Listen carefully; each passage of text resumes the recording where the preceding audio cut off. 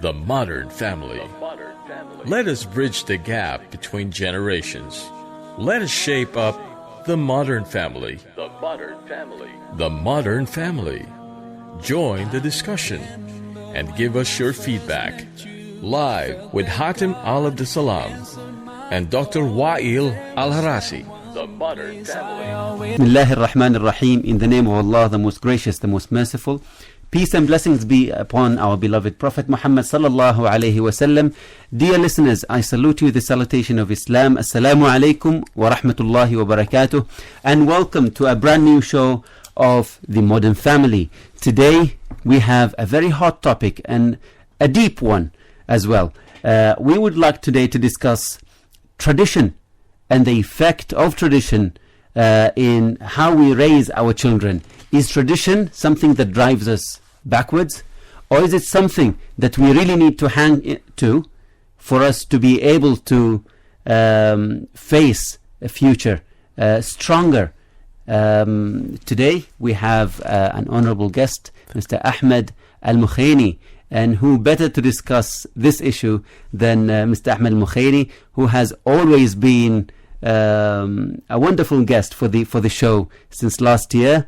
So assalamu alaikum. Wa alaikum assalam wa barakatuh. Thank you very much for having me, and it's really a great honor for me to be back here. And I thought maybe after my performance last year I will not be asked again. But, Come on. Yeah. You're just being very humble. No, and we would true. like to take this opportunity also to congratulate you, not only for the commence of the month of Ramadan, but we are entering the second phase of it. Naam. Today is the first day of the second third of the month of Ramadan, where Allah subhanahu wa ta'ala says that the first third of it is mercy.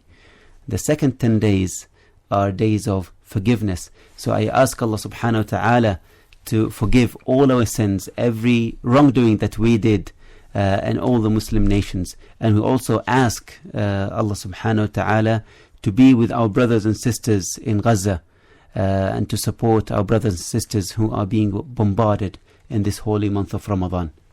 Yes, alhamdulillah, and I pray to Allah to help all of those who are suffering injustice. Yeah.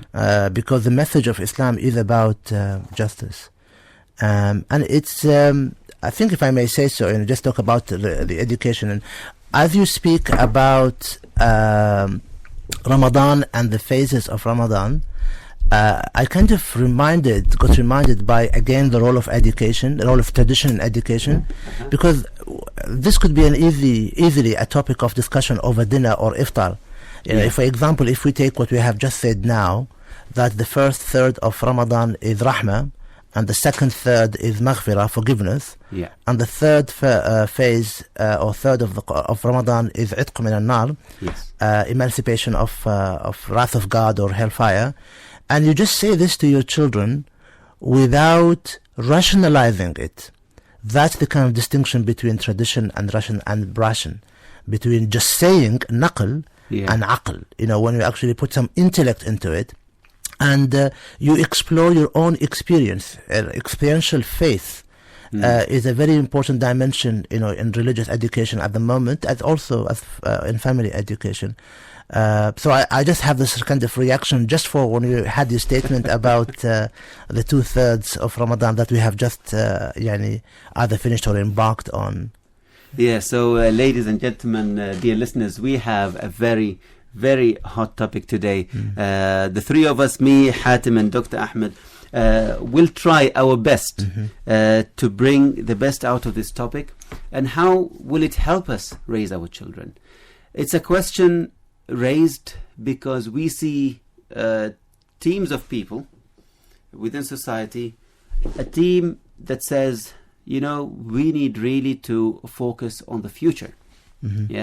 We need to prepare our children for the future, so we need to give them all the ammunition to face future and to be the strongest.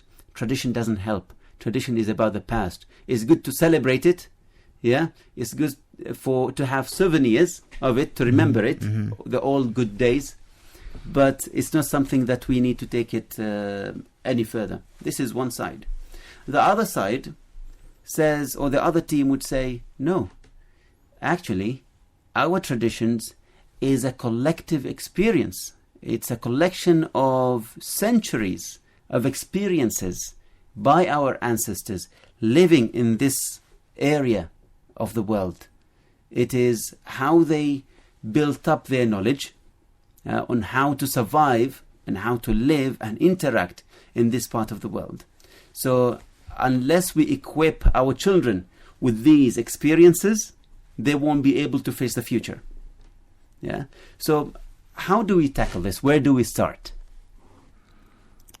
If I may say so, I think tradition, I would like perhaps just to make the discussion much easier, is to look at tradition and the antonym of tradition, if we can use the term antonym, and that is ration or intellect. Okay?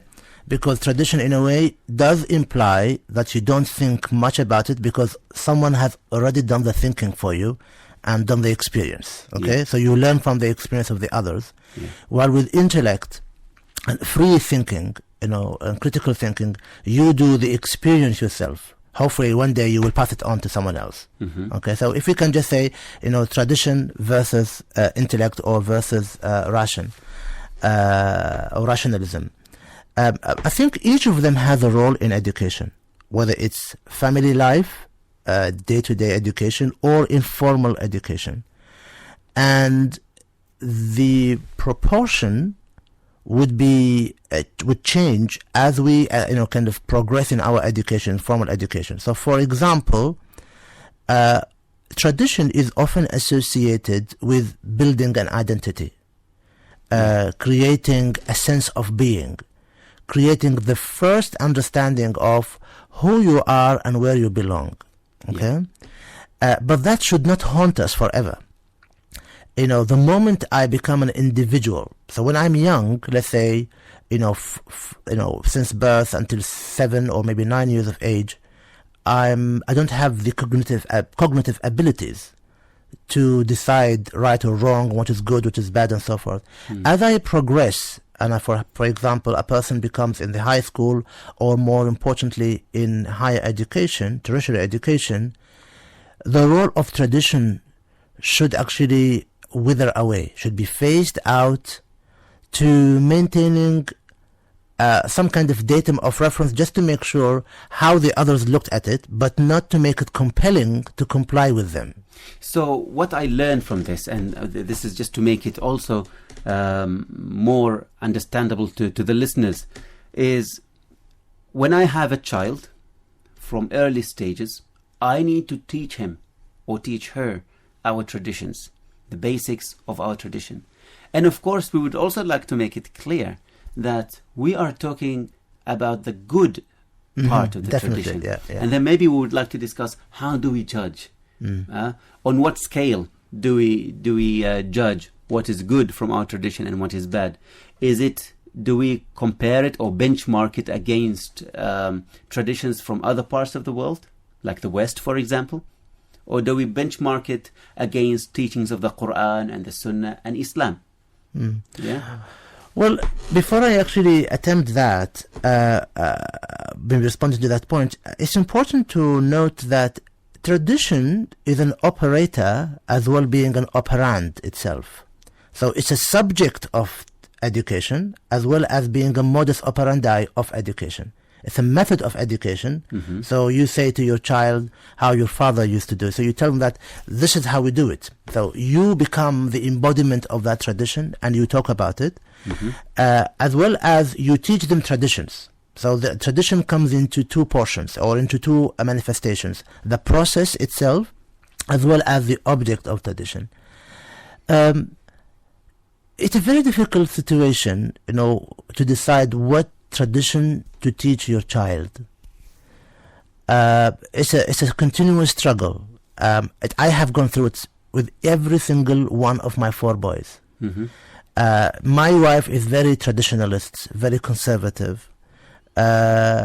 She believes in a very true structuralist society or structuralist approach to the world. I grew to become more free-floating, more open towards things, learning from the new experience.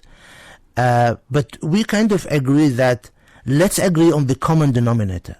Yeah. Good values that will serve them in any society they will be in, that will serve them in any relationship they will have, whether that relationship is with a Muslim or a non-Muslim, with an Omani, a non-Omani, a male, a female, an elderly person, a junior person, and so forth. So that's what we are talking about. How do we decide what is good? Based on what? We need to benchmark it against something, compare it. Yeah. Of course, between my wife and myself, I always think the way I was raised is the best way, and she thinks the way she was raised is the best way. I think it's a very difficult. It's a trial and error thing. You have to see. I hesitate to commit myself here to an answer because, as I said, until now it's a struggle. When I was teaching my children about prayers, I come from a particular school of thought in Islam. I did not want to confine them to that school of thought. My way of teaching my children was, this is how you do it in a particular Sunni school or a particular Ibadi school or a particular Shia school. My wife, being an educator, she thought that was confusing for the children. You need to teach them one, but teach them being open to others. And then when they grow, somewhere in their subconscious, this openness to pluralism, openness to the other, would have already been ingrained. And then they can learn it. But to teach them at that young age, that's how this scholar says, this how this belief system says, and so forth, it can be very confusing and distracting for a child. Okay, so let's put it this way. For an example, as an example, I have several sets of tradition, and some of them, I personally, as a parent, think they are right, they are good and healthy, and I have another set of tradition which I believe they are totally wrong. For example, so should I deliver everything to my children? Should I just make them aware of everything and then let them choose? Should I, secondly, as a second option, teach them everything but tell them this is right and this is wrong? Or maybe shall I just tell them what is right and stay quiet about what is wrong?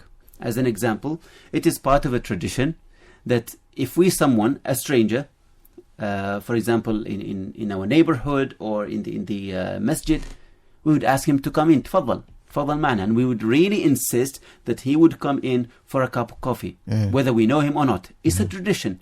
It's a good thing that we show some sort of generosity and hospitality. Yes. It's something that makes us very unique, I think, here in Oman especially. Another, let's say, tradition, which I really despise, I don't like, is that we see in Oman, for example, the ways some people treat women and especially their wives. You might go to a hospital and see a couple visiting a relative. You'd see the man walking several paces ahead of his wife, and the wife would be way back there.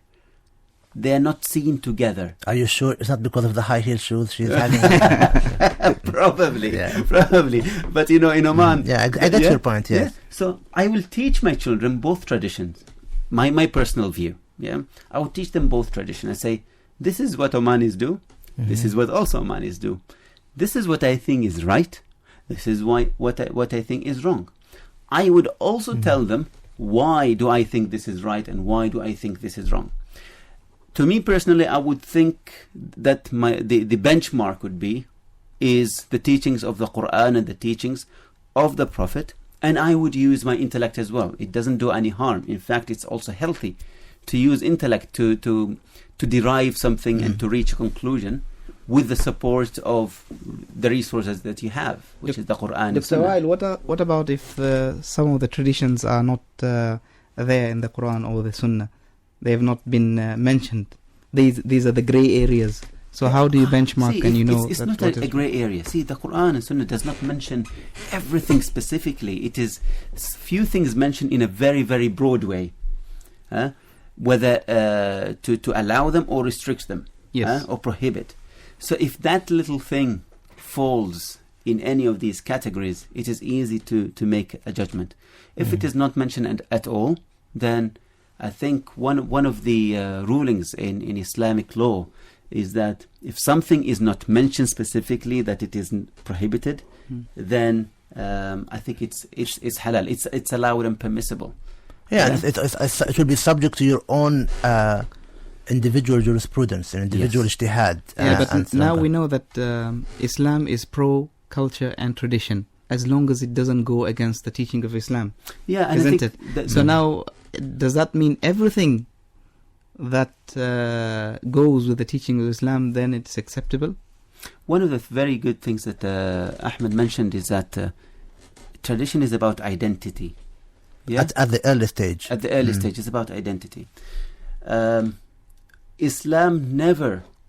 Islam is a religion, for example, for humanity, for all humanity, everywhere, at any time. Yes. And humanity come from different cultures. They have different identities as well, different personalities. Never in Islam it wanted to take away from them their identity or traditions. There is nothing anywhere mentioned. Yeah, when the Rasulullah ﷺ invited people to Islam, never ordered them to leave entirely their tradition, because it is keeping this different mix within Islamic society. Social tapestry. Exactly, which makes it so vibrant, and so alive all the time. Well, I think it's, if I may say so, I mean, I'd like to maybe say one or two comments in response to the very interesting points you have raised. And in a way, it represents, again, the struggle with tradition, as you mentioned. If you confine your source of information, the basis of deciding what is right and good, to Islam only, or to what we define as Islam, if I may say so, to what we interpret as Islam, you would actually be then slipping into the traditionalist mode of thinking. We should be open. I mean, the Prophet Muhammad, peace be upon him, he did say, al-hikmatu darat al-mu'min, the wisdom is the pursuit of the faithful. And al-hikmah, as defined by Al-Jurjani, the 14th century scholar, is knowing exactly what needs to be done and doing it. So, and that need not be confined only in the teaching of the Quran or what we have understood of the Quran. Maybe we need to seek others and see, so the paradigm is much larger. So maybe in response to Hatim's point, I think it's in a way how you want to project yourself or how you want to project your child. Do you want to project yourself as a Muslim and what kind of a Muslim you are?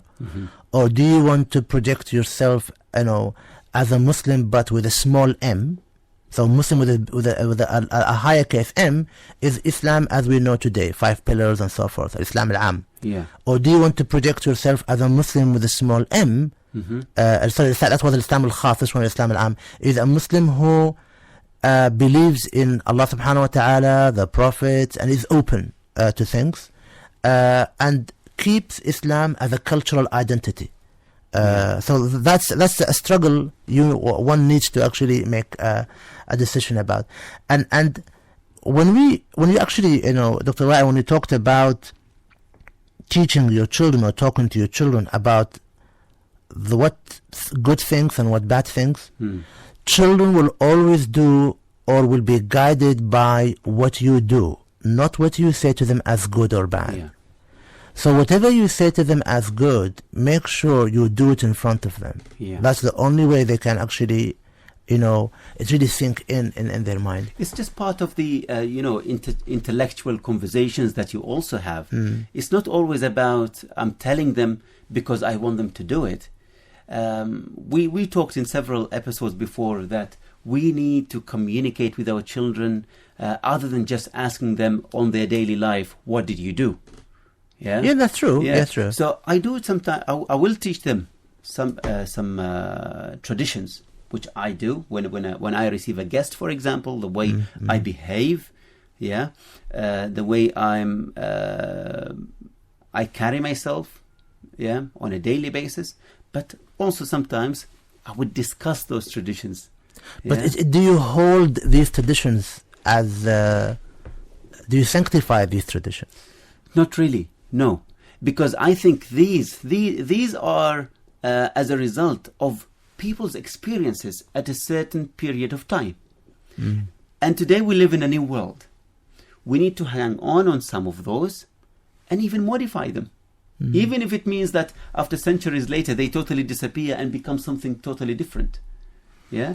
But they originate from something. I modify it. I use my intellect. And as a smart Muslim, and as a smart human being, I need to understand that when time changes, I need to adapt as well. I think most of the people are welcoming when it comes to modifying the tradition, not eliminating the tradition completely. I'll give you an example. When we go to a funeral, to the mosque, after the funeral, normally we used to sit on the ground, on the floor. On the floor, yeah.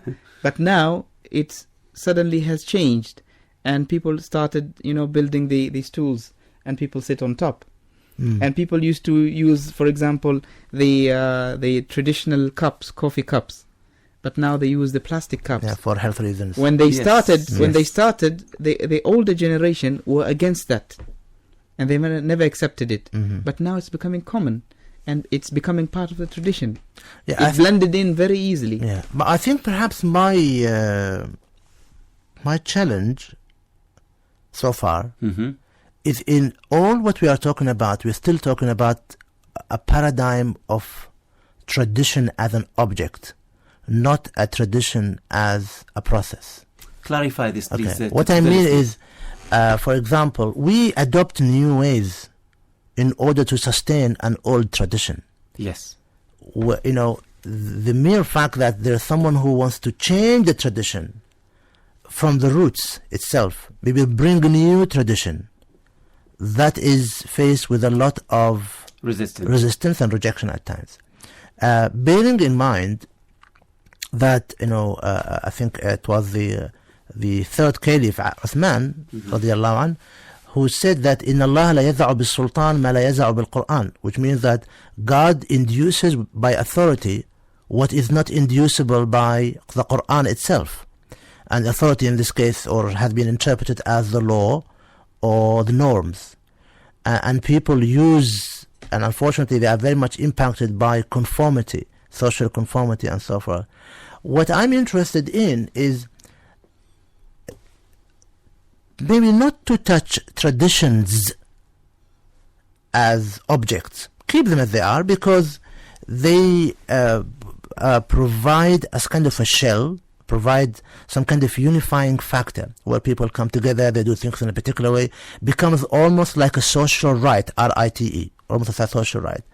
What I'm interested in is for people to change the way they create their knowledge, not to use tradition as the main way of learning and creating or disseminating their own knowledge, or the knowledge they should actually share in society. How do you do that? Give us an example. I'll give you an example in the sense of, maybe two examples, maybe three examples, okay? And one example is the role of the Sabla. We have a generational gap in the Sabla, which in a way announced the death of the role of the Sabla, which is the kind of the community center, the old Omani community center, for a long time. Now people use it only for funerals or for weddings, okay? Yeah. While in the past it was a center for learning, center for passing down local traditional knowledge, okay? About ansab, about genealogy, about aflaj, about daily life issues and so forth. About life. Because that was life. Exactly. Yeah. So we could use exactly the same concept of Sabla, of teaching our children today about life. Yes. Now that would take a different form. For example, they used to teach them about aflaj. Let's now teach them about modern way of agriculture to make it more economical. Civil life. Talking about civil life. And while, in going back to your comment, while in the traditional Sabla, it was a top-down approach. The elderly would speak and the young would listen. In a modern tabla, you would have a dual communication system. A workshop system. A workshop system where the old and the young would exchange information, because the old are digitally illiterate and everything now is digitally oriented. And so you need someone from the youth to teach them how to think in electronic fashion. At the same time, I would need to know and learn about how to go about my life, the challenges, by being driven by the value system developed by the elderly. So we'll take the value system from them, but the application will be modern, will be critically approached by us. That's an example of how we use tradition, move away from it as a way of creating knowledge. But don't you see that we're not striking a balance at the moment, the way we live, as the old hold on to the tradition, and the new generation, they abandon the tradition completely. Hatem, So, the topic about balance between tradition and modernity is a very important topic, and we would like to give it its good share of time. So we'll discuss it after the break. Dear listeners, please, we would like to remind you that our numbers to call are 24602058. That's 24602058. Please call us after the break. The Modern Family. The Modern Family. I wish every child could grow up with unconditional love. Because what unconditional love implies is that you really are accepting your child for who they are. Not every child could be great in sports, or not every child could be a great student. And some children are even going to disappoint us. What unconditional love means is that this is my child and I will accept them. It doesn't mean I'm going to let them get away with things. Now, given that, we are all human as parents. That doesn't mean at times we won't be disappointed. It doesn't mean we won't be angry. But hopefully those emotions, those negative emotions, are much less and they don't interfere with the relationship. Anyone who has grown up under conditional love, with feelings that my parents only love me if I get good grades, my parents only love me if I'm a social butterfly, they know that there is so much anxiety because they know they must be performing in order to win the parents' love. A person who grows up under unconditional love truly feels my parents are there for me regardless of what I do or who I am or what skills I have. They are there to teach me and they are there accepting me.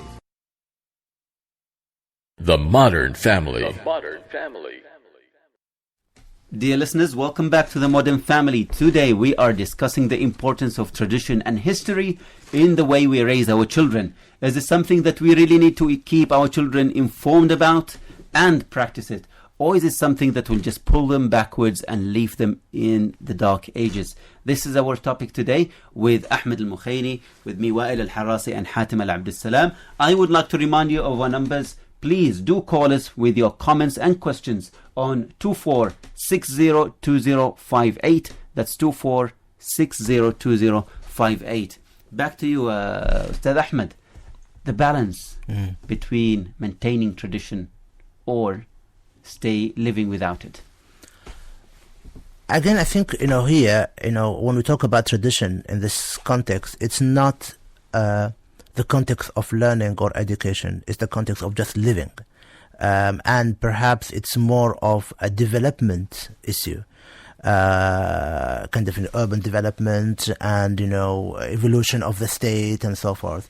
To an extent, modernity or development, as we have witnessed it in Oman and also in other countries, but in particularly talking about Oman, has caused this generational gap. It is not the dialectic between, being traditional in your way of thinking or traditional in pursuing knowledge and being critical in your thinking or seeking intellectual and rationalism, being rationalist. This is not the problem is not in the dialectic between the two. The problem is in modernity, as has come into Oman, has phased away the role of certain social structures. the avenues of communication have gone.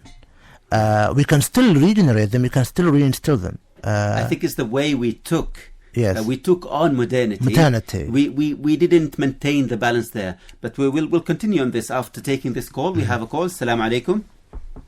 Walaikum salam. How are you, brother? Hello. Yes. Alhamdulillah. This is Muhammad al-Brashid speaking. Muhammad al-Brashdi, welcome to the show, Muhammad. And we congratulate Thank you you to the very month of much. Ramadan. May Allah accept all our deeds. Ameen. Ameen. I wanted to ask Ahmed Mohaini a question. Mm-hmm. I fully understand the way he's thinking, but what about the older people, especially in our villages, in which it's very hard, even if they do something wrong or they say something that's not applied to the current situation, but we have this tradition and culture whereby the old person, when he speaks, we cannot object anything. We have to follow whatever they do. Is there any way we can slightly change these minds of the old people? Okay. Without offending them. Without offending them. Without any offending. Yes. And still showing the respect that they still need. I mean, at the end of the day, we Omanis, we have very strict rules regarding the old people. Yes. Yes. Well, thank you very much, Muhammad, for your question. Thank you. Thank you very much, Muhammad. Stay tuned with us, and we'll listen to the answer. So Muhammad was asking about changing not our children's mindset, but the elderly's mindset. Yeah, because they are more attached. It's the way they lived for over 50 or 60 years, and today they are losing control. Yeah, they become older, and youth are becoming the people in charge in society. More empowered. Although traditionally, an elder maintains his power until he just passes away, and that's the common theme. The structure in all the structure, the social structure. It's not that they impose it; it's the society gives it to them. Today we are talking about a culture that is eager to move on. Yeah, and here the caller Muhammad al-Brashdi would like us to probably help change the way these elderly think, so they allow youth more to speak out and to object.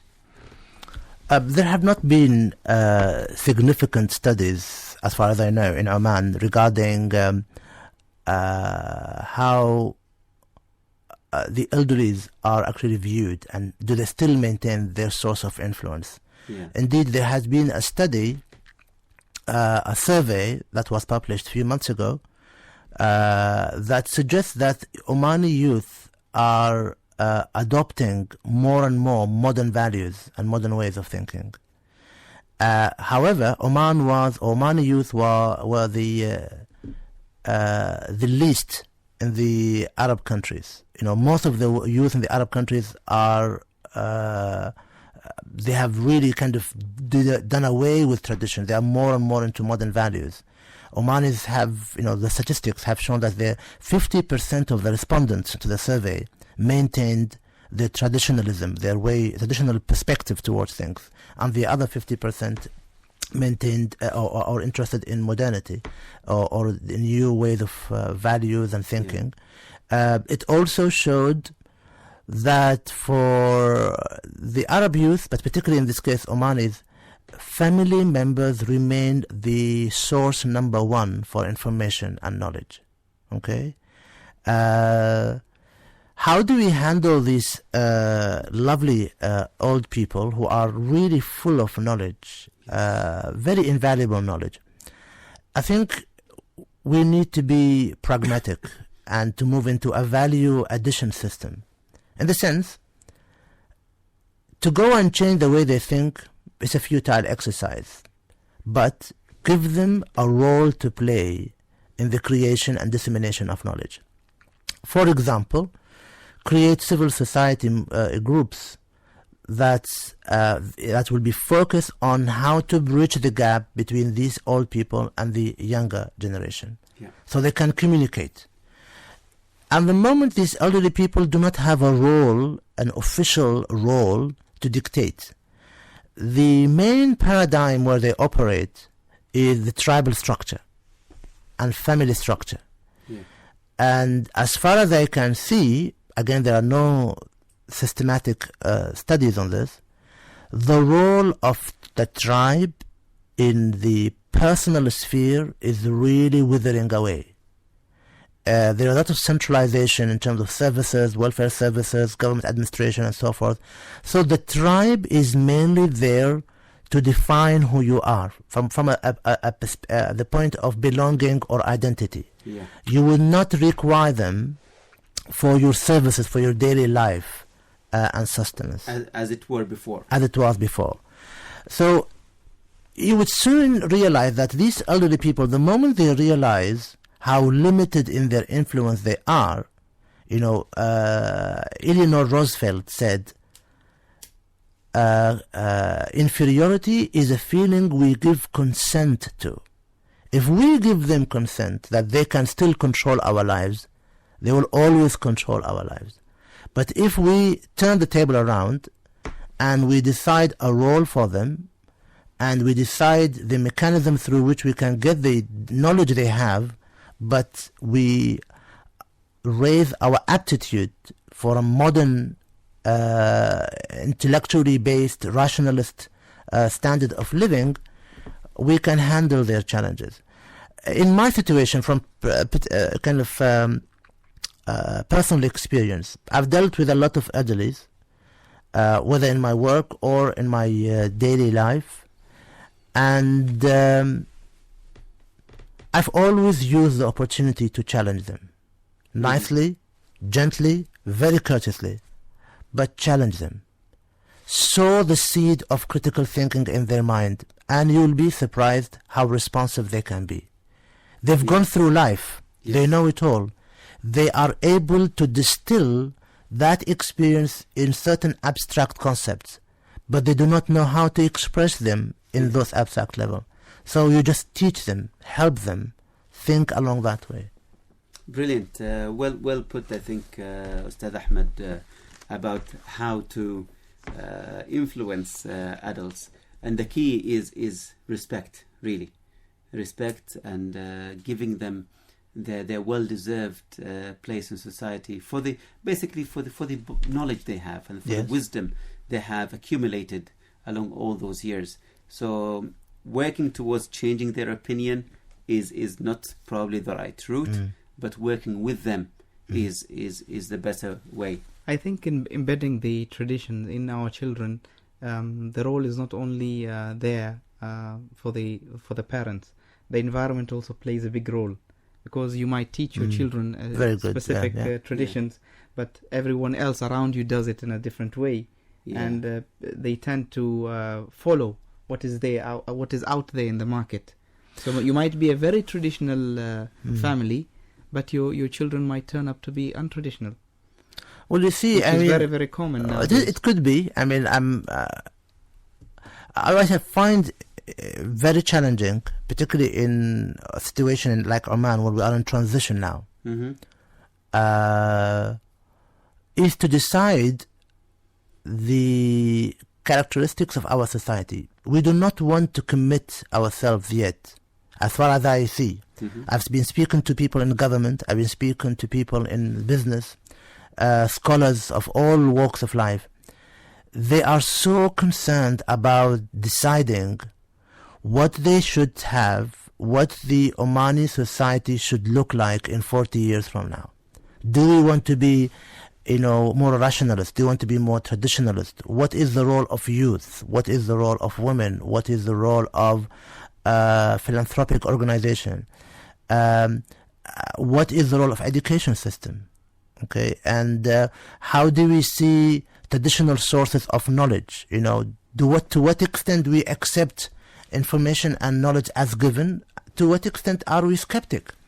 Should skeptic be the modus operandi day in and day out, or should we actually stop at a particular level?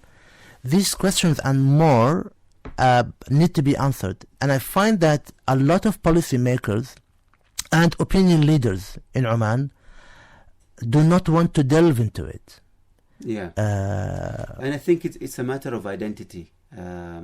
It's a matter of identity, deciding how we need to present ourselves as an individual Omanis and collectively as a country. Yeah, it is very difficult, Dr. Wa'il, because you see, at the moment,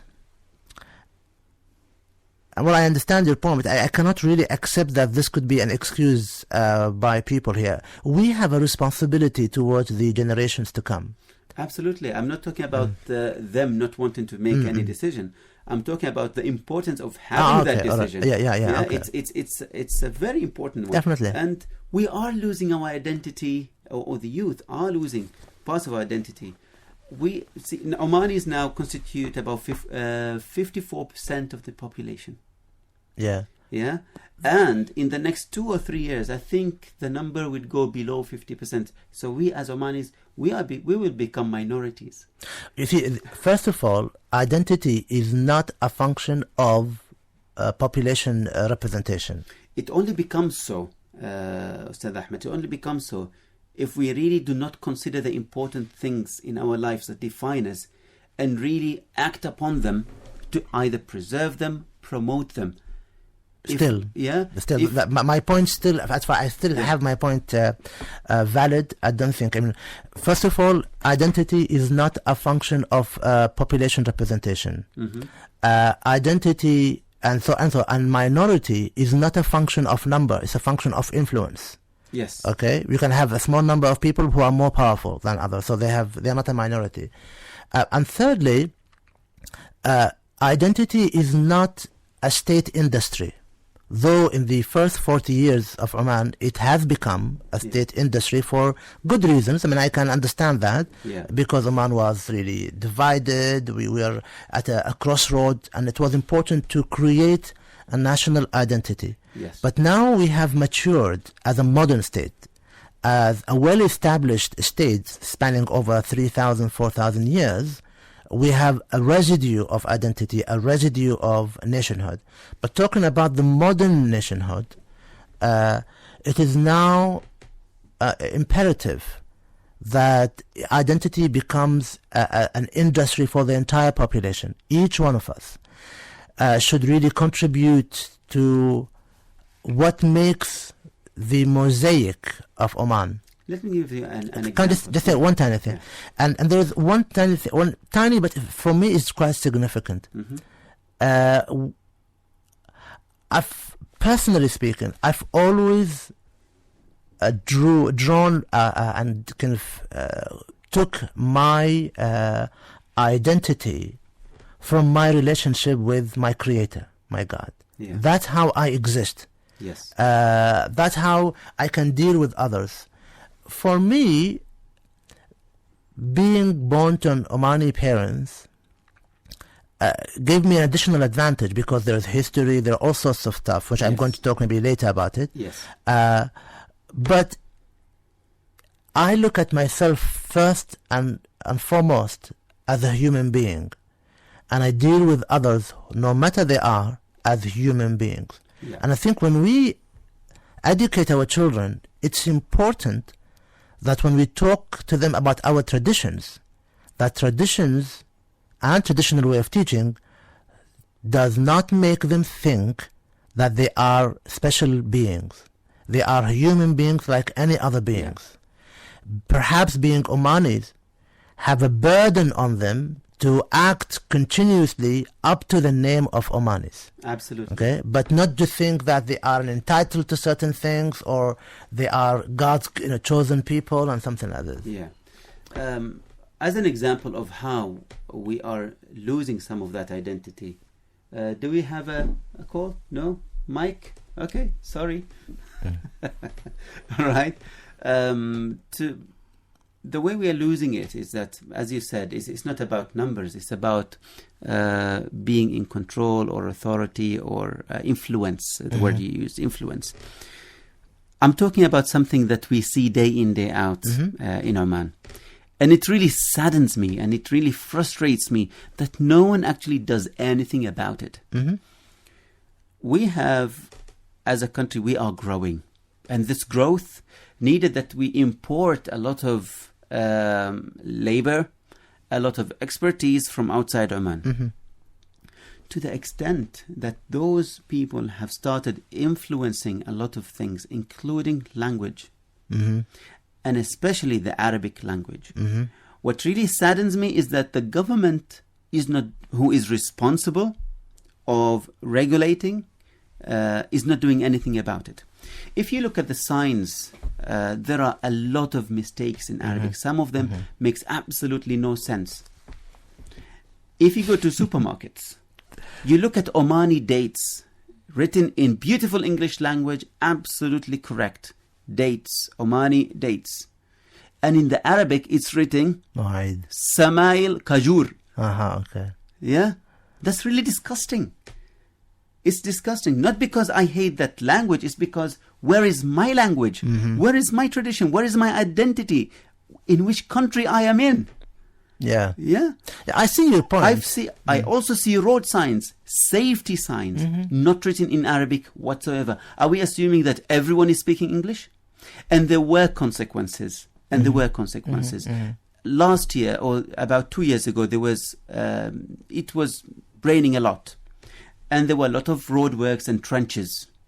Yeah, the trenches were covered by rainwater, and the only sign available was in English, and a lot of people did not understand it, and several brand new cars fell into that trench. Wow. Who is responsible legally? Who is responsible? The matter is very simple. Yeah. We need. If you look at the signs in shops, yeah. If you look at the language used there, it's an absolute disgrace. And this is what I'm talking about: holding into our tradition and language and identity And values. Yeah, holding on to them, protecting them, promoting them. We're not doing any of that. And it's the only thing that unites us. And it's the only thing that It's one of the gives things us that unites the us. feeling. Yeah. It gives us the feeling that we have the sense of belonging. Yeah, we're talking about a wide geographical area speaking one language. And then this is what we do. To me personally, if I adopt another culture or another tradition or another thing, it's feeling inferiority to me, because I have something that I should be proud of. Why should I adopt something else while I don't need it? Well, you see, we always kick in and say that no, it's modernity. What is modernity? It's not a question of modernity. What is progression? No. What is It's a progression cost-benefit analysis. Human beings continuously employ a cost-benefit analysis. It's funny because I was actually talking to someone a few days ago about classes of citizenship. And I meant by that, not, an Omani first class, second class, no. I meant there is the legal citizen and there is the active citizen. A legal citizen is a person who has a passport, simply says he's Omani. Yeah. But culture-wise, language-wise, loyalty-wise, he has no feeling whatsoever. For him, it's an issue of convenience, all right? Him or her. But the moment they have that document, they have certain rights and responsibilities. As simple as this, okay? Yeah.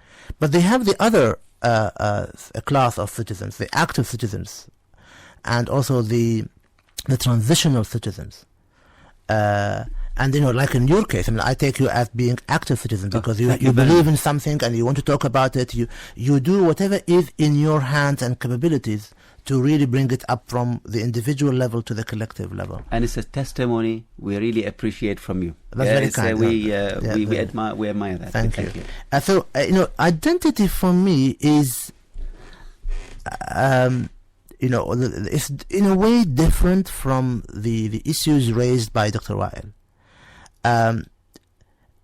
What Dr. Wael has said is, as far as I'm concerned, is failure of the administration to fulfill its responsibilities.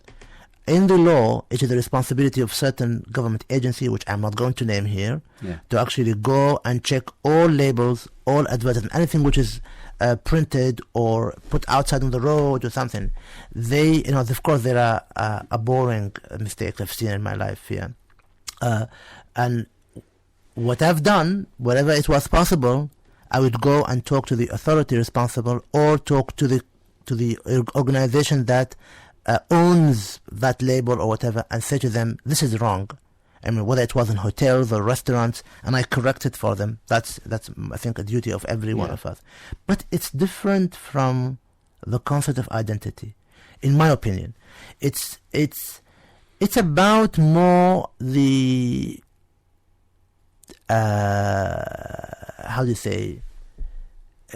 It's about being true, or using the language well. It's, if you have Arabic and English used in the country, you have to use Arabic properly and you have to use English properly. I would do the same treatment if I see something like, for example, in one of the forts, I saw the term judges misspelled completely.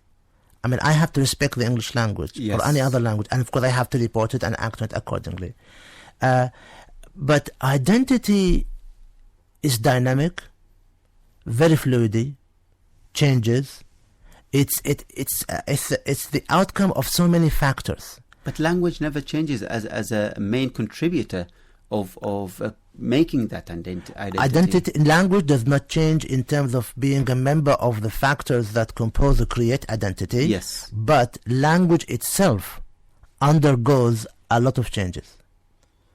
So we have to have a duty.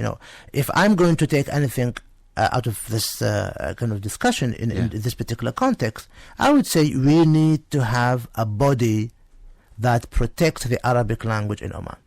It's available in other Arab countries, where they basically monitor continuously the use of the language, and also make sure that when there is a need for a new term to be coined, that it is coined appropriately. I get involved in translation and others. Yeah. And I find that one English term has at least 2 or 3 various meanings or different translations. Yes. And it's important that as proponents of Arabic language, being a main source of our identity, that we need to protect that source by regulating it more than anything else. But you have to bear in mind the youth, the way they look at identity. I just want to add something, Ahmed, about identity. Many people around the Gulf, many influential people, they have given a testimony saying that if you see a person anywhere outside Oman, even if he's not wearing the Omani dress code, you can identify this person is an Omani. And this is because of the traditions that they have, the morals that they have. And these things they didn't come just easily. They came because of the emphasis on the tradition and the lifestyle that people have. You have people here now who are very, very educated, but very traditional. That is their identity. No matter how advanced they are, I don't disagree with that at all. So saying that because life is changing and we're getting advanced in everything, and that maybe we should influence into the tradition or abandon the tradition somehow, I think we're going to lose our identity like other nations have lost their identity. And if we lose our identity, we don't have a sense of belonging. And other people who are coming to live in this country, who are, let's say, immigrating to this country, there is no difference between us, because we all don't have that belonging. Well, I've just perhaps to say 2 things. First, I've just said actually about maybe 10, 20 minutes ago, tradition as an object, I have nothing against it. Quite the contrary. I think it's important to maintain that root, So we should not discuss, and from my perspective, discussion over behaving in traditional manner, how you say Assalamu alaikum, how you tanashit al-ulum, how you actually be generous to your guest, how you actually exhibit the main characteristics of the Omani personality. Okay, I quite agree with you. I think we should maintain tradition because that formulates the personality. Yes. It connects me to my grandfather, his grandfather. Definitely. That is the sort of connection. It gives you a thread. Something like that. We have a call. We have a call. Assalamu alaikum. Wa alaikum salam Allah wa barakatuh. How are you? I'm good, sir. How are you? Alhamdulillah, alhamdulillah. Who's with me? Who's this? Sir, you will be a little surprised.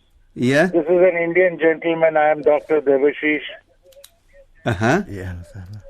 From Sultan Qaboos Hospital, Salalah. Oh, from Salalah. How are you doing? Yes. How are you doing, doctor? I'm doing good. Okay, it's an honor to have you here in the show.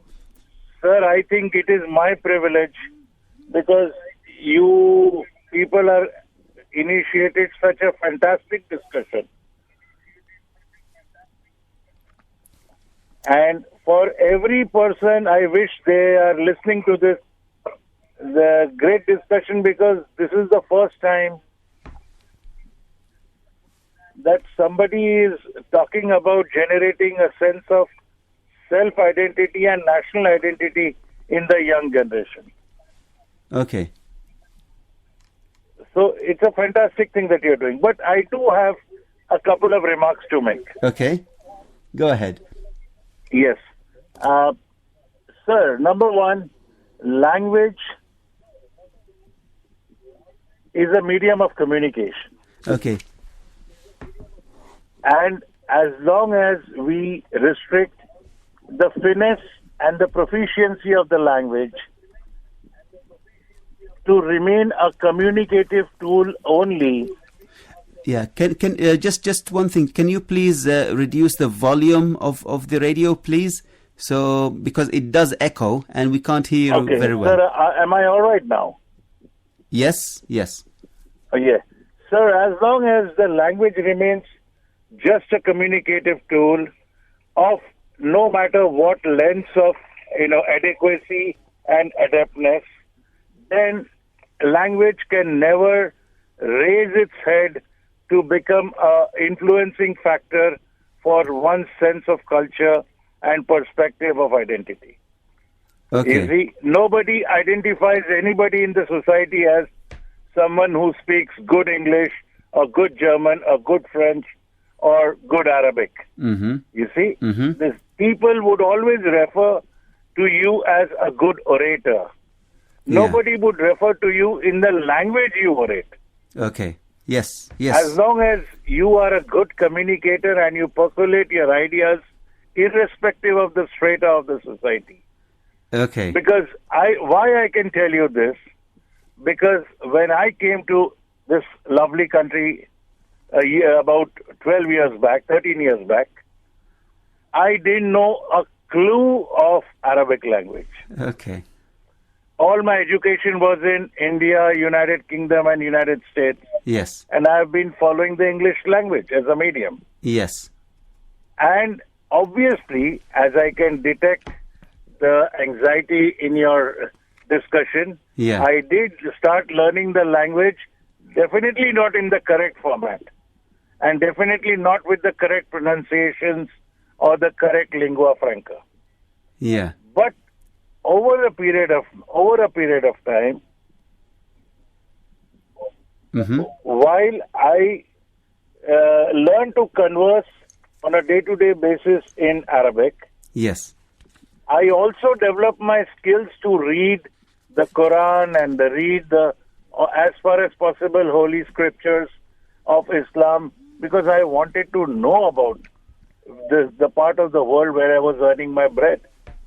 And we really salute you for that, for having the enthusiasm to go and learn a new language and communicate in a new language and go the extra mile, not only teach yourself to speak, but also to read. And we really salute you for that.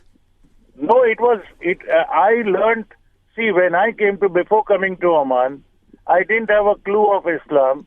And today I am trying to incorporate so many things that I read.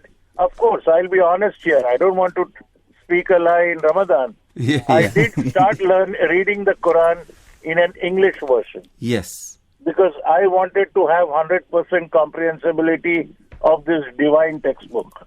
Absolutely. I didn't want to lose even a single milligram of the essence of this book. Mm-hmm. But then today, I have learned so many good things about Arabic culture, which I am incorporating in my life. That's really and I great to feel know. that the language had nothing to influence me about it. Yeah. We totally understand and agree with your comments. Totally. The point that we were making about language is that, see, as Muslims, we have a concept, and this concept, I'm absolutely sure, is available in other cultures as well and religions. Is that whatever you do, you need to do it accurately and precisely. Yeah? Absolutely. So when we as Arabs want to write anything in Arabic, we need to write it in a correct manner. Yeah? Absolutely. It shows the level of understanding that we have and the level we the respect we have to whatever we do. Yeah? We don't do Because half that measures. example No. you gave about that trench, it is really a mind-blowing thing. I'm so much moved by that example. Yes. That yes, it is so true. Yes. That the local people need to be but there is a flip side to the coin. Mm-hmm. Sometimes people will just come and become resistant and not communicate with us because I may not be able to communicate that fluent in Arabic. Yeah. And in a profession like mine, Yes. and that too I am a pediatric surgeon, it becomes so difficult Yeah. to get the details, the clinical details of the patient. When Yes. the parents or the relatives, they become non-communicative. Yeah. So I think in certain areas you need to also temper and, tinkle this band to a adjustable width. Because it should not also communicate, language should not be the reason for somebody failing to get the best of care and services. Yes. Yes. But at the same time, we need to cater and not ignore a portion of the society which maybe did not have the skills or maybe not even the privilege to go and learn an extra language. So communicating with the mother tongue is vital, and it is something we need to do. I'm talking about us as Omanis, not you as a doctor, because you as a doctor, I think if people fail to understand, I think it is important to have some sort of translator. Yeah. Any translator within, maybe the nurse could act as a translator. Yeah? But Dr. Weil, I would like also to add something to what the doctor said. I think Oman is doing much better than other places because, for example, if you go to France or you go to Italy or you go to Japan, everything is in the local language. And even some of the times when you approach someone in the streets that really speak English fluently, they refuse to communicate with you. And they only want to communicate in their mother language, and you find a difficult time. I went to Japan, and I couldn't even take a train because even the signs, even the letters in the hotel, everything, even the keyboard on the computers are in Japanese. Yeah, you're absolutely It means right. you are I agree forced with to learn that Absolutely. language. But Oman is flexible when it comes. But it doesn't mean that we have to let go of the values and the importance of our language, the Arabic language, and it should be the first language. And then no harm in trying and getting another language. Thank you very much, Doctor, for your call. Actually, sir, I want to pay you a compliment here. Thank you. I want to pay you a compliment. Sir, just go through the world history, and in last 44 years, the progress and the development and the advance that a small country like Oman has made at the global level, sir, if you were to compare it against a percentile with even Japan, I think Oman has done even better than Japan. Alhamdulillah. Thank you very much for the word of encouragement. Thank you very much. 40 years back, what Oman was, and today Oman is rubbing shoulders with the topmost nations in terms of privileges, facilities, healthcare, and you name it, and it is growing in Oman, sir. Let us not forget promoting peace and advising the biggest nation in the world. I am simply amazed. In front of me, in 15 years, Oman has gone from where to where. Yes. And it's still growing at a fast pace. Thank you very much for those words. This is definitely a compliment to you all people, sir. Thank you very much. We really appreciate your call and all the compliments. You are definitely more proactive than France or Japan or all these countries which have still not come out of their centuries-old mind shelf. Thank you very much, sir. Thank you very much for your call. We appreciate it, and please stay tuned with us. Thank you very much, Doctor. Thank you, sir. Thank you. Bye-bye. We'll take a very short break here now, and then we'll come back after the break with Mr. Ahmed Al-Mukhaini again to enlighten us about history and what we need to teach our children about it. The Modern Family. The Modern Family.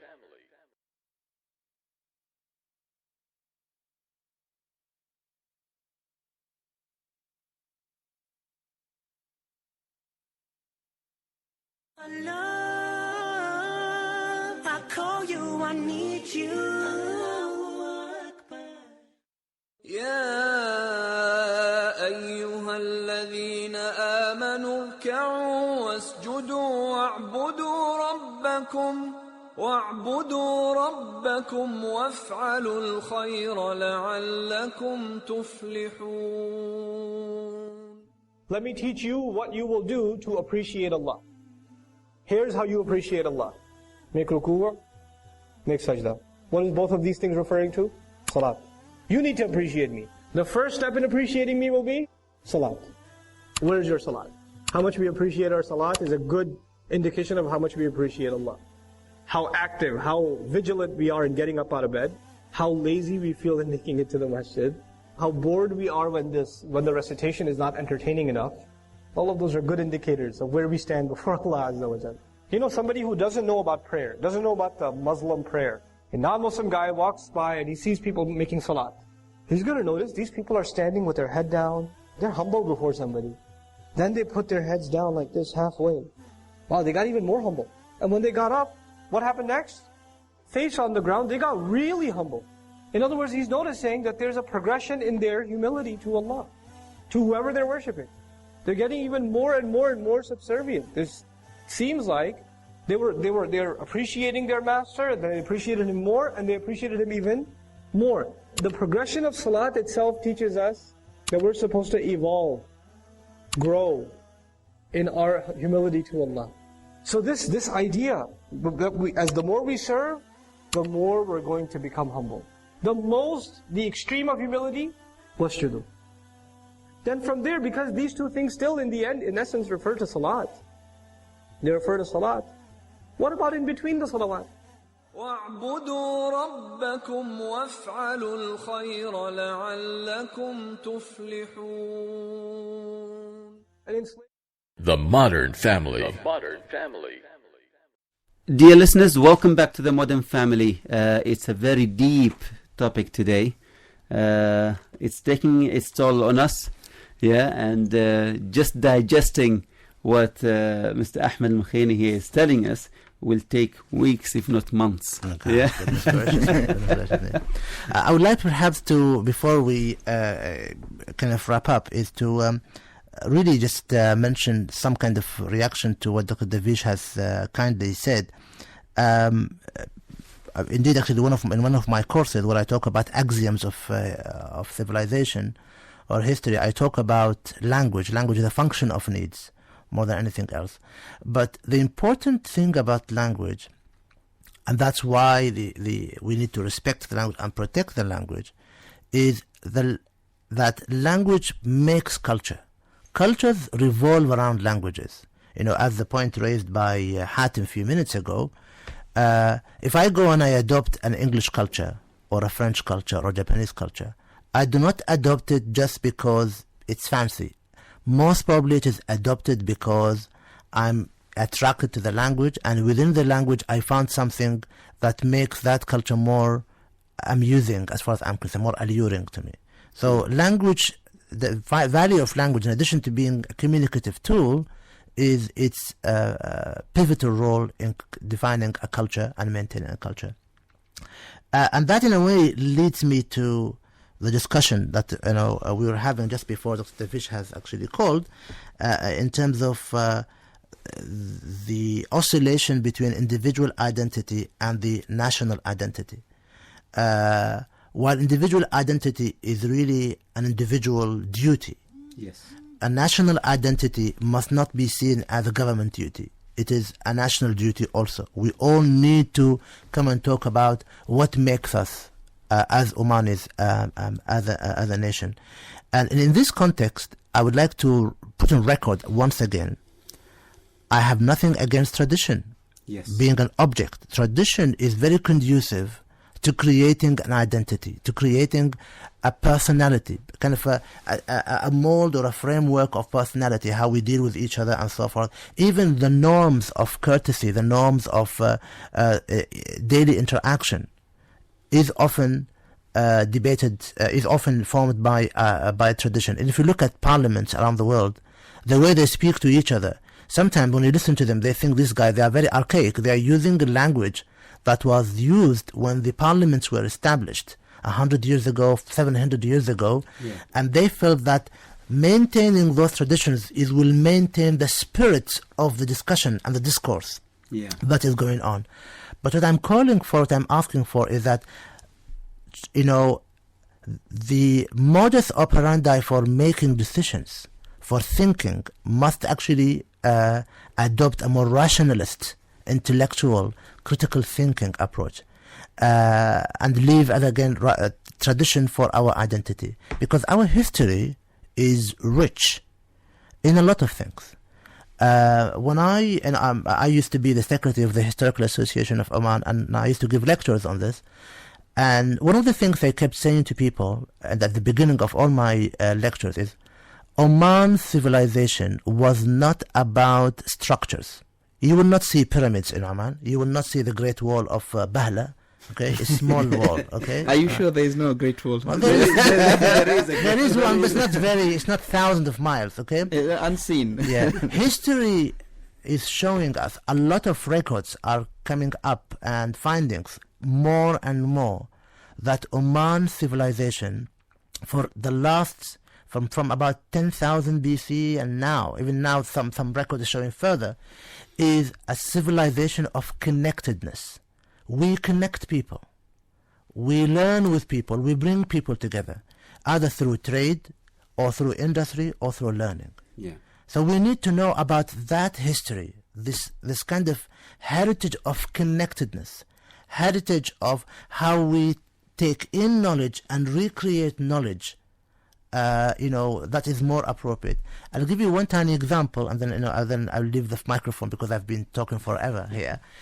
There was a discovery of some flintstone tools that was discovered in parts of East Africa, or maybe in Central Africa, I can't remember for sure. Anyway, it was assumed to be related to the first Homo sapien. They found that after the discovery of that, this Homo sapiens actually came at that stage. They came to Oman, the southern part of Oman, and also northern part of Yemen, and in the desert of that area, these people did not only suffice themselves in copying the tools that they brought from Africa, they actually made new tools. They improved on these tools, okay? And then these improved tools were sent back to Africa and also in the north, moving all the way to Europe. That's our culture and our heritage and our civilization. Just to end our show today, we would like to tackle one very important issue. We talked about tradition. Mm-hmm. We debated about this, tradition. Now that you mentioned history, what is the role of history in raising our children's self-esteem through knowing and understanding the achievements of our ancestors? And how can that help, that self-esteem, how can it help in building a better future and a more confident Omani, a more confident child?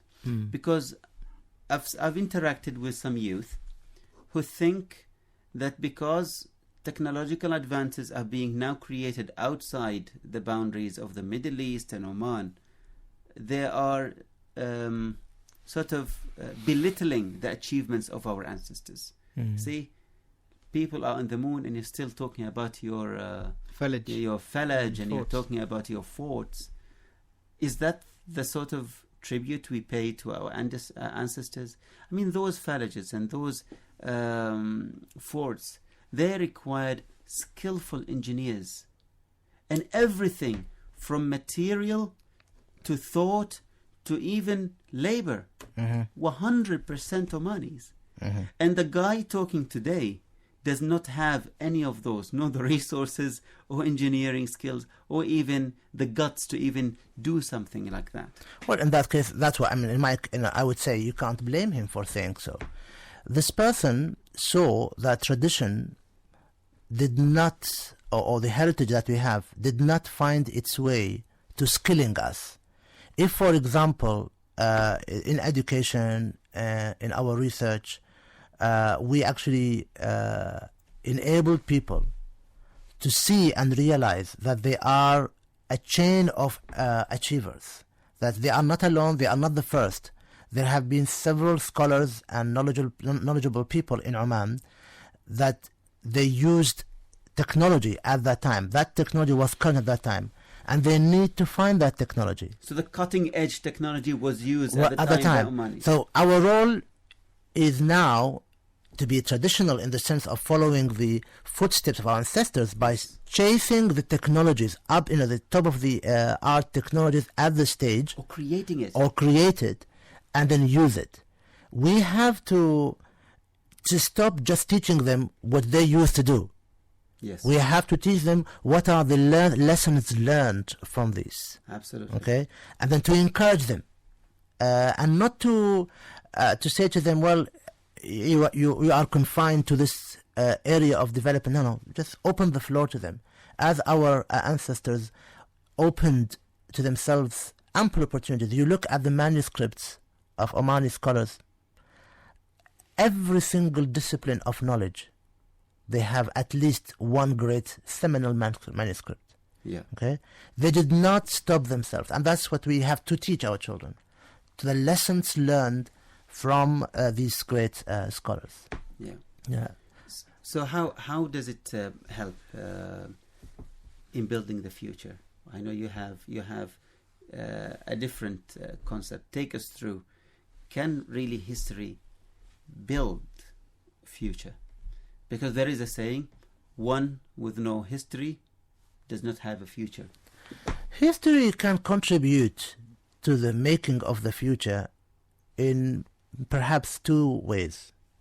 First way, if you accept the premise that knowledge is cumulative, yes, and in order for you to know the existing knowledge and to synthesize new knowledge, you need to see what was there before.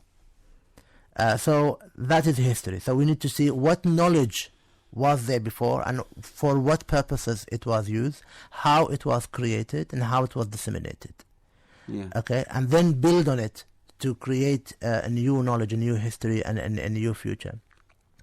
I am not in favor of using the old traditional methods of learning because it was good for that particular time. It was good for those generations the long time ago. The younger generation have a different reaction to things. One simple example, the younger generation, they should be taught how to challenge a teacher, not to bow to a teacher. But when we say challenge, it's within the limits of courtesy. Yes, of course, respectfully. I'm talking respectfully. Yes, Yeah. But when I, for example, when I teach students, I say to them, I give them higher marks for every single student who asks me why. A person who just take whatever I say to them as they say, the gospel truth or as the truth, for me, this person is not engaged enough. They need to engage and ask a question.